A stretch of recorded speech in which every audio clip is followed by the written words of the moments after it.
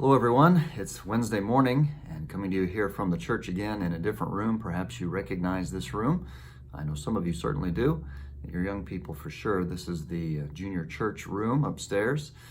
And so I wanted to broadcast here from here today and so that some of you don't forget what it looks like in here.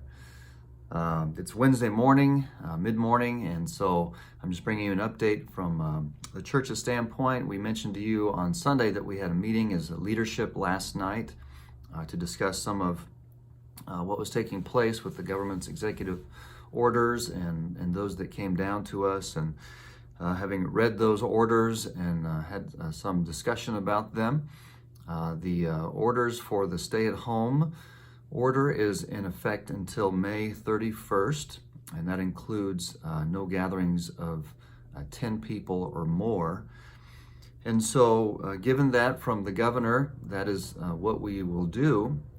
At this point, we are planning through the end of May, May 31st, that we will be going and continuing as we are with live streaming our services, having our Zoom meetings on Wednesday nights. I do want to say that we have put together a proactive plan for opening our services, and have actually, that has been submitted to the governor. And so in some ways we are saying we are ready to open, and here's a plan. So when May 31st happens, it's not going to be business as usual, 2 services, all that kind of thing.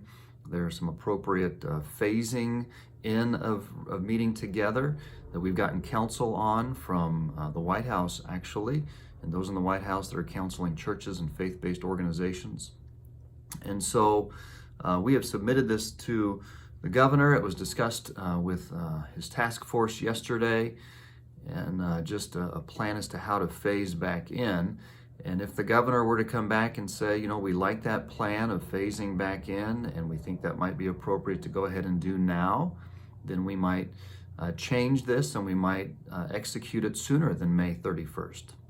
And just to give you an idea of the plan, it includes appropriate social distancing, that when we come back, we have that based on the square footage of our room and all of that, and how we can keep families separated from each other, and appropriate social distancing, appropriate sanitation techniques, protective gear, all of those things, as well as one of the big things with this, when we phase back, whenever we do, whether it be in the middle of May or through the summer months, to maintain some social distancing. There wouldn't be any children's ministries, no nursery, no child care.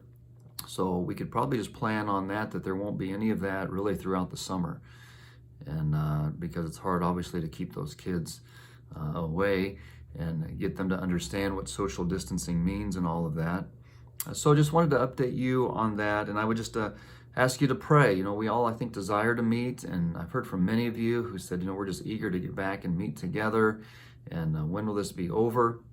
Well, we do want to submit to the authorities that God has placed over us, but we are reaching out to those authorities and saying, here is our plan, and here is what we think meets the objective of safety, but also enables us to be spiritually strengthened as we need to be in gathering.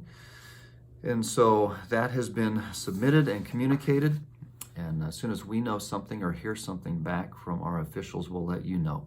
But as of right now, we are saying that May 31st, this expires, the current emergency order of no meetings of 10 people or more than 10 people rather, and that expires May 31st. So May 31st is a Sunday, and the order reads that it is effective until May 31st. So May 31st right now is our target date where we would be implementing at least this kind of phased reintroduction of gathering for our meetings.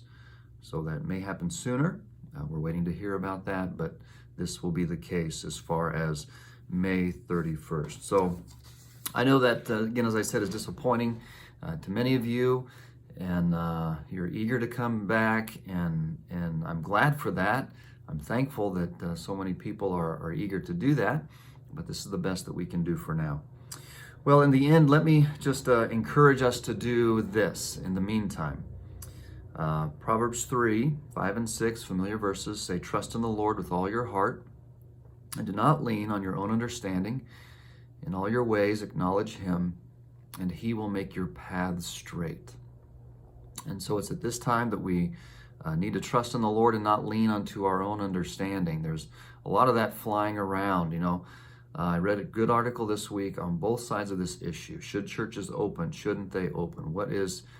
And it's really getting to be a sticking point among people in churches, arguing one side or the other.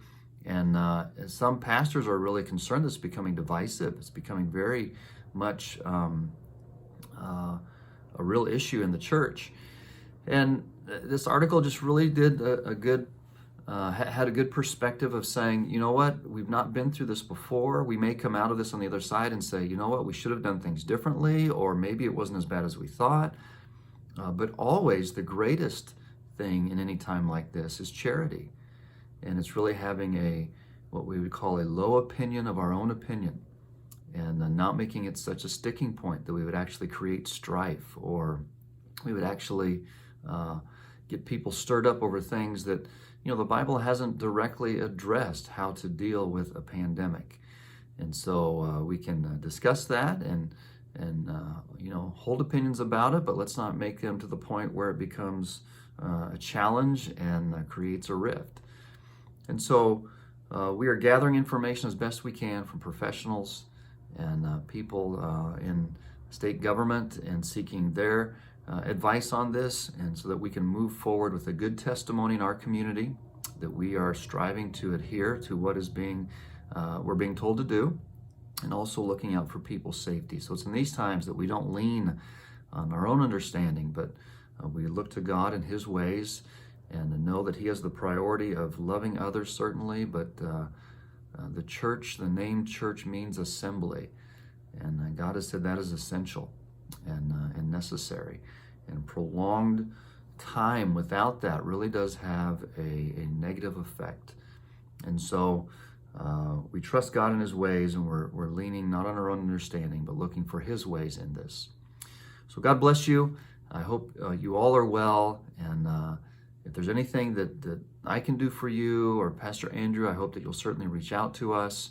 And thank you for connecting with each other outside of this. And let's continue to do that.